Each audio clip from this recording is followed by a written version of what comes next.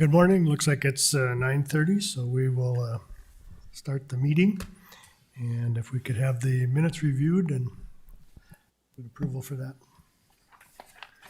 Move to approve. Second, Second. all in favor signify by saying aye. Aye. Aye. Motion carries.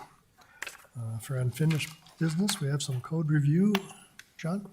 Yeah, we're here to answer the questions you guys had about the code review for chapter 11 in the IRC. One of them was the standing pilot light for the fireplaces. Yep. And we've talked to a couple of the different installers and stuff, and they said that this has been a practice that's been going on for a long time. There are also provisions to make sure things are insulated if the pipe's too long.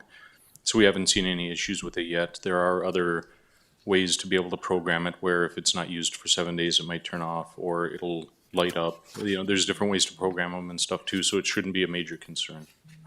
Okay. And I can't remember the second question.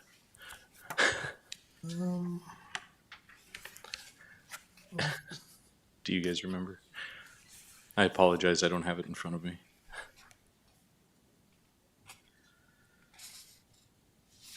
I don't recall.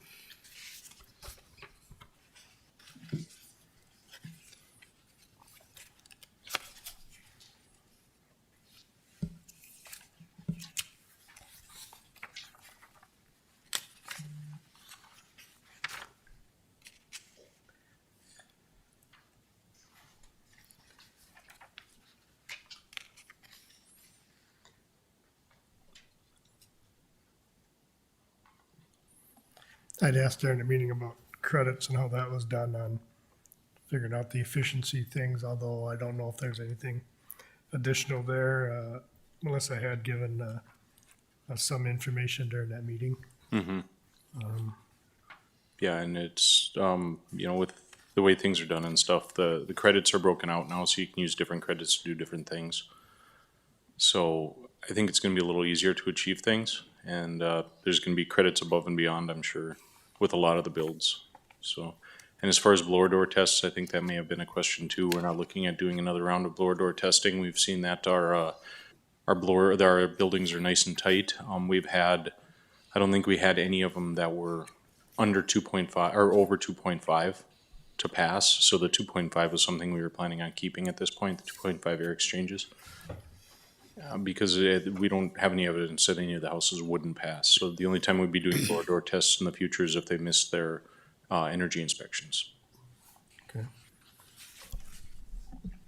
So doing the blower door test last year was kind of to help you guys find a baseline on if your prescriptive code was working. Yeah, we wanted to see how tight things were because we had done a few blower door tests in the past, and that was only if they were missing their energy inspection, but we wanted to do kind of a cross section and see what was going on. So we did 2 rounds of blower door tests randomly, picking a month, and any permit that came in that month was required to do a blower door test.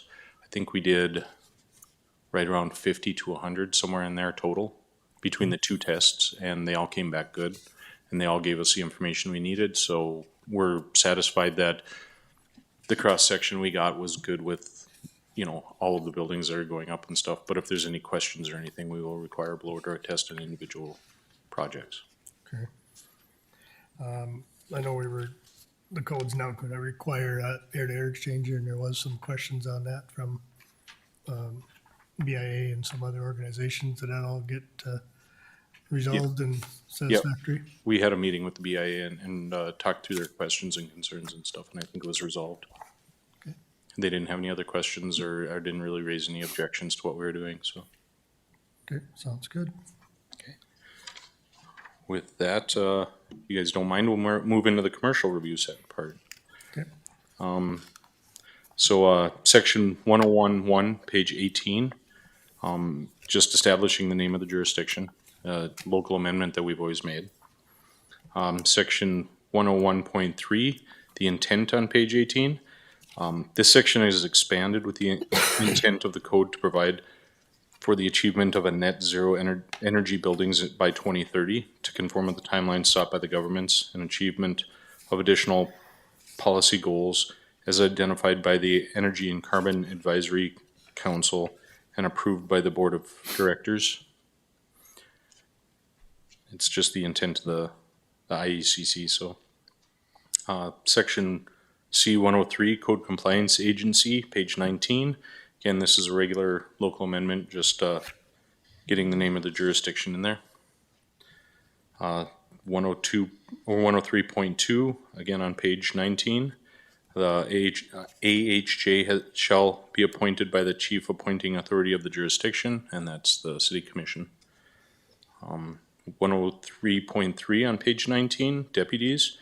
This is just in accordance with the prescribed procedures of this jurisdiction and with the concurrence of the appointing authority. The AHJ shall have the authority to appoint a deputy AHJ, other related technical officers, inspectors, and other employees. Such employees have powers designated by the AHJ. Section 105.2, information on construction documents, is on page 19 and 20. It's the same local amendments that we've always made on those. C 105.6.2, compliance documentation, page 20. We'd like to delete number 3 in its entirety. I do believe that has to do with the renewable energy systems. Take one real quick look here.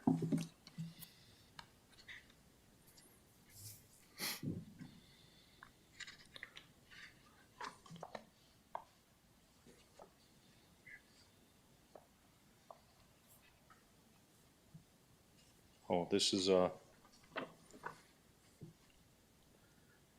plan for annual energy use data gathering and enclosed and disclosure of specific, as specified in 405.13. That's something we wrote out last time, and we want to write it out this time. We don't have to gather or put the equipment into buildings to gather the data on the energy compliance. We're on C 104.2.1, page 68. International Energy Conservation Code. They've changed simulated building performance to total building performance now. Kind of bounces back and forth from cycle to cycle. Oh, it was changed from total to simulated. That's just allowing comm checks and things like that. So kind of standard for what we've already been doing. C 402.7.1, balconies and floor decks. There's new requirements for the interaction of decks and balconies in relation to the building and thermal envelope. Just some new things that they're going to have to do. It shouldn't be a huge change from what we've been doing. 402.7.2 cladding supports. Again, new requirements and exceptions for cladding supports. And that's on page 85. 402.7.3 structural beams and columns on page 85. There's some new requirements and exceptions for structural steel and concrete beams and columns that project through the building thermal envelope. 402.7.4 vertical fenestration. Sorry, on page 85, there's some new requirements and exceptions for the vertical fenestration intersections with above grade walls. And this is just to keep those spaces and things like that. It's how they're going to insulate them and stuff like that to keep them energy efficient so that we don't have thermal breaks and stuff like that in those areas. 402.7.5 parapets, page 86. Again, new requirements and exceptions for parapets. Most of these new requirements and exceptions are things that are pretty common to do anyway. So we didn't really expound on them too much and feel the need to explain every little thing that was going on with them. 403.7.5 kitchen exhaust systems, page 118. Kitchen exhaust hood systems serving type 1 exhaust hoods shall be provided with a demand control kitchen ventilation DCKV controls. Section 405.2.10 sleeping unit and dwelling unit lighting and switch receptacle locations has been expanded to include short-term rentals, Airbnbs, uses. So it's the same requirements, just expanding to be in those uses as well. Section 405.12 automatic receptacle control function, page 156, where we would like to delete that in its entirety. And it's an existing local amendment. We're recommending to keep it. Section 405.13, energy monitoring on page 157. Again, this is a local amendment that we had last time, and we'd like to delete that section in its entirety. C 405.1 or .15, renewable energy systems on page 159. This is a new thing in the code, basically requiring all commercial buildings with certain stipulations to have renewable energy systems, and we'd like to delete that in its entirety as well. Section 406.1.2, additional renewable and load management credits, page 162. Again, this deals with the things that we're deleting, so we'd like to remove it from the code, just so there's no confusion. Section 406.3, renewable and load management credits achieved on page 183. Again, we're recommending deleting it just to keep with the other deletions that we're doing. And C 502.3.8, renewable energy systems on page 222. Again, we're recommending deleting it in its entirety. Are there any questions?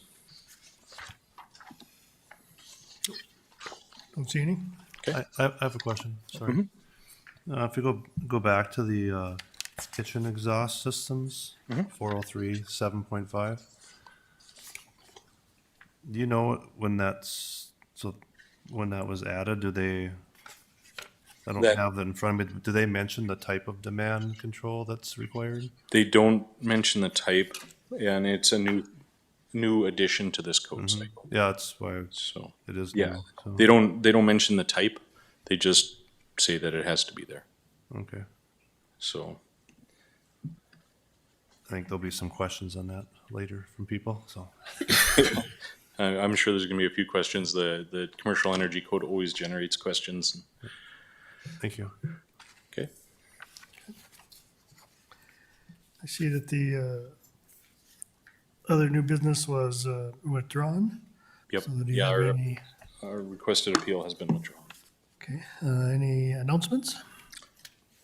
We just have one more meeting left with the board to present all of our amendments and get a recommendation from the board whether we should keep or remove those. And then we'll pass it along to city commission.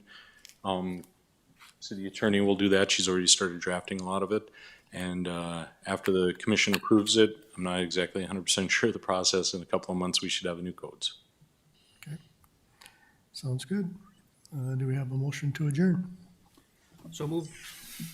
Second? Second? All in favor, signify by saying aye. Aye. We are adjourned. Thank you.